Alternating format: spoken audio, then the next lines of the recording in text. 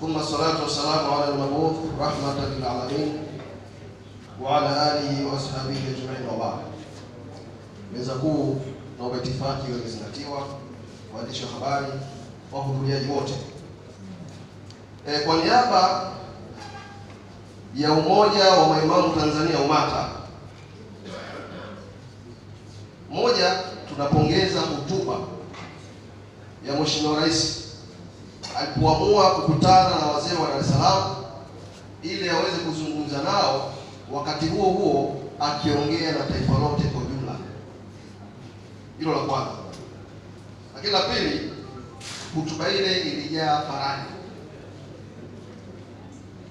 Watanzania na wahudhuriaji, Mheshimiwa Rais alianza kuyatafsiri maneno yale kabla hajaanza kuyasema, kwa sababu kuna hatua za kiutendaji zilikuwa zishaanza. Mojawapo tumesikia na tumeona baadhi ya nyumba za ibada zilizokuwa zimefunguliwa ili kuweka uhuru wa kuabudu, kila mtu aabudu kile anachotaka. Hiyo ilikuwa ni hatua kubwa. Yale maneno yalikuja kusherehesha. Kwa hiyo tumepata faraja kivitendo, lakini tumepata faraja kwa maana ya maneno aliyosema katika kukutana na wazee wa mkoa wa Dar es Salaam. Tatu, ndugu yangu mmoja alipita hapa alisema wanafunzi walikuwa hawaendi, lakini si wanafunzi, sisi ni maimamu. Maimamu, ili tuitwe maimamu tuwe na wale maamuma. Ijumaa moja Mheshimiwa Mufti alitangaza kwamba Ijumaa hakuna. Wengi waliathirika, wengi walitikisika, kwa sababu misikiti ilikuwa meupe, haina watu wa kuswali, na wengine waliswali kama vile kuna vita tayari. Hii yote imetokea kwa sababu siku moja tu subiri zile za machafuko, ibada imesimama. Kwa hiyo tuna haja kubwa ya kupongeza hotuba, lakini pia hatua zinazochukuliwa na serikali ya Jamhuri ya Muungano wa Tanzania chini ya Rais wetu Daktari Samia Suluhu Hassan.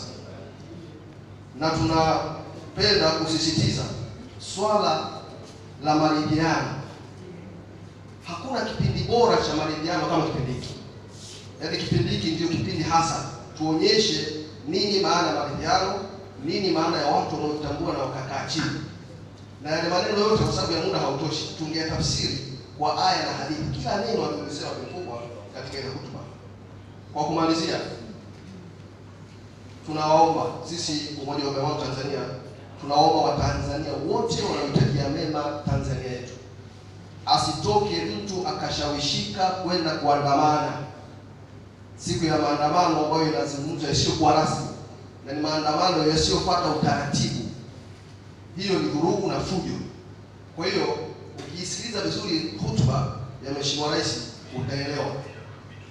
Kwa hiyo mwisho, kwa sababu ya muda, naomba kwa pamoja tusome maneno yafuatayo mara tatu. Tuseme wallahu ya'simuka minan nas.